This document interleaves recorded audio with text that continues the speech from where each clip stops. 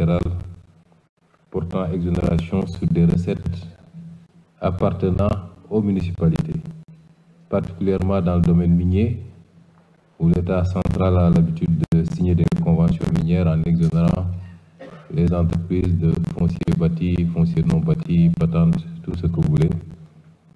Et ça, ce n'est pas justifiable.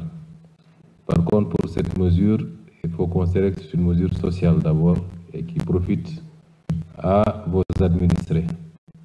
Parce que ça permet peut-être d'acheter le mouton un peu moins cher ou beaucoup moins cher. Et donc, en attendant de développer la réforme qui est projetée en matière de décentralisation et qui devrait permettre d'avoir des collectivités locales beaucoup plus viables, beaucoup plus solides financièrement, j'invite Monsieur le ministre des Finances, en tout cas pour les prochaines éditions, à examiner cette question de plus près avec les collectivités locales. Il a été soulevé également la question du détournement présumé dans le circuit de distribution des aliments de bétail.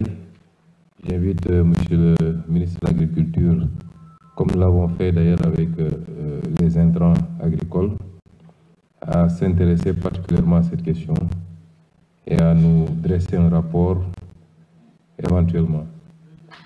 Alors, en relisant hier le relevé des décisions issues du Conseil interministériel tenu l'année dernière, peut-être pour la Tabaski 2023, je me suis rendu compte que une bonne partie des mesures qui ont été énoncées ici figuraient dans le relevé de l'année dernière. En tout cas, une très bonne partie. Évidemment, il y a quelques nouveautés, c'est vrai, mais il y a une très grande partie qui figure. Nous considérons que cette pratique consistant à énoncer un chapelet de mesures conjoncturelles pour parer à l'urgence d'une forte demande de nos concitoyens à la veille de la Tabaski ne coïncide pas ou n'est pas conforme forcément à la doctrine de souveraineté alimentaire que nous avons déclinée dans le programme et qui est très chère au président Bassirou Diomaye Faye. Cette doctrine englobe la question de l'autosuffisance alimentaire. Or, le constat, il est là. On parle de Tabaski. On dit qu'il y a un besoin de 810 000 têtes. Et beaucoup d'acteurs ici ont magnifié les efforts ou les progressions qui ont été réalisées ces dernières années et que nous saluons. Et nous en félicitons, qui ont permis peut-être de réduire la dépendance vis-à-vis de l'extérieur. Mais ça, c'est uniquement pour la Tabaski. Le constat, c'est que, en réalité, nous continuons à être extrêmement déficitaires, ce qui se ressent au niveau des marchés. Selon les données de l'ANSD, ça c'est les statistiques de l'ANSD, les prix moyens de la viande de mouton et de bœuf ont drastiquement augmenté de 2014 à 2023. On parle de la Tabaski, c'est un seul jour, maximum 3 jours. Mais sur le reste de l'année, les 358 ou 59, les Sénégalais continuent à aller au marché et à acheter de la viande, à acheter du lait,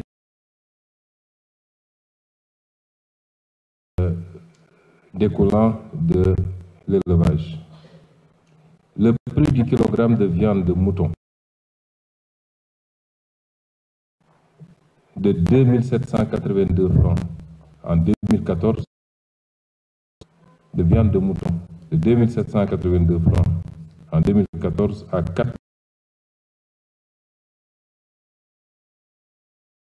de 1556 francs en valeur absolue et 56% en valeur relative.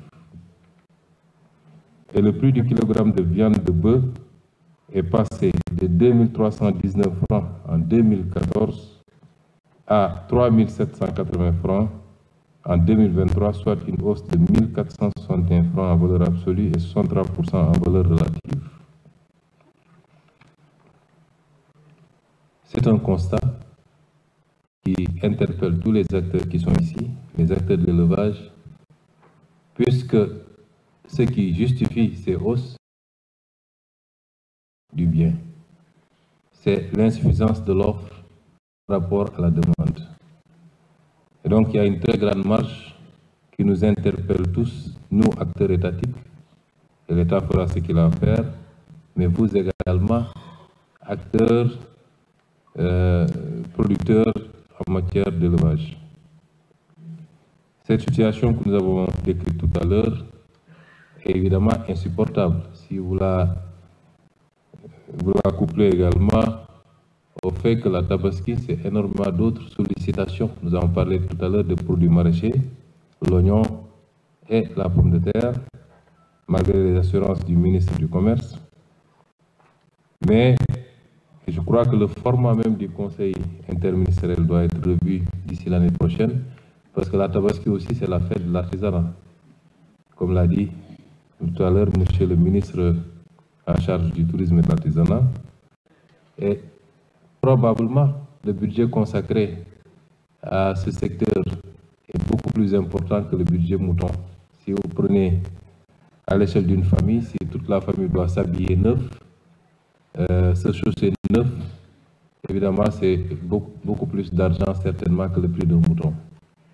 Et il y a des actions fortes à faire pour la promotion de l'artisanat dans ces occasions. Je crois que nous avons, par le passé, essayé de le faire en nous rendant dans les villages artisanaux et en appelant les Sénégalais à consommer le plus local possible.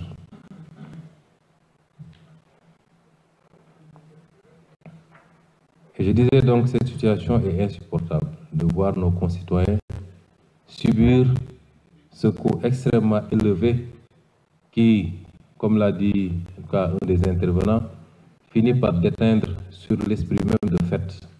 Aujourd'hui, les gens sont beaucoup plus stressés que réjouis de voir venir cet événement qui est la Tabaski, comme tous les autres événements d'ailleurs festifs dans ce pays. C'est d'autant plus inacceptable que le potentiel agropastoral de ce pays est immense. Monsieur le ministre de l'Agriculture, le potentiel est immense. Ce que nous vivons est le produit, la résultante d'un manque de vision politique sur ces questions. Et c'est là où je veux insister pour dire que les choses vont changer. Quand on promet le changement, évidemment le terme changement est à interprétation très variable. Souvent on vous dit quelqu'un qui est enrhumé le 10 mars 2024 et qui était enrhumé malheureusement le 10 mars 2023 va vous dire que rien n'a changé. Le système n'a pas changé. Si on vous refuse le micro, le système n'a pas changé. Mais je peux vous assurer que le système va changer et nous ne ferons pas de compromis sur ces questions. Et c'est pourquoi j'appelle tous les acteurs. On a parlé ici de financement. Nous allons mettre en place le système renforcé avec les différentes institutions qui existent et certainement une mutualisation, si ce n'est une jonction de l'ensemble de ces actions, de ces institutions, renforcées dans leur capacité à financer pour que les acteurs puissent bénéficier de financement. Évidemment, nous ne manquerons pas de les appeler aussi à être de bons patriotes, comme l'a soulevé quelqu'un ici. Le problème du recouvrement est revenu régulièrement et aucune institution financière ne peut être viable dans le temps si elle ne parvient pas à recouvrer. Nous devons tous être gardiens des instruments de notre développement. Et ça interpelle la responsabilité de chacun et de chacune. Nous allons également renforcer l'organisation de l'ensemble du monde agropastorale, et c'est pourquoi la structuration autour de coopératives est extrêmement importante pour nous, aussi bien pour l'activité agricole que pour l'activité pastorale.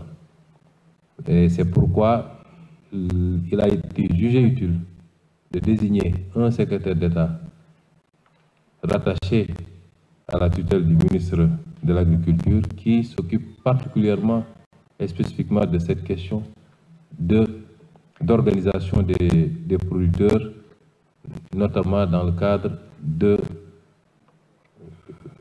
coopératives agricoles et des coopératives d'éleveurs. Ceci pour dire que de manière plus structurelle, le gouvernement s'attellera à hisser la chaîne de valeur de l'élevage à la hauteur du poids de ce sous-secteur dans les activités génératrices de revenus d'une bonne partie de la population, mais également dans la satisfaction des besoins domestiques des Sénégalais. Nous accorderons beaucoup de prix à ces considérations. Je n'ai pas inclus la chaîne industrielle qui doit aller avec. Quand on voit qu'aujourd'hui, régulièrement, le lait qui est produit est déversé dans la rue parce que simplement il y a un problème de stockage, un problème de conservation, un problème de transformation.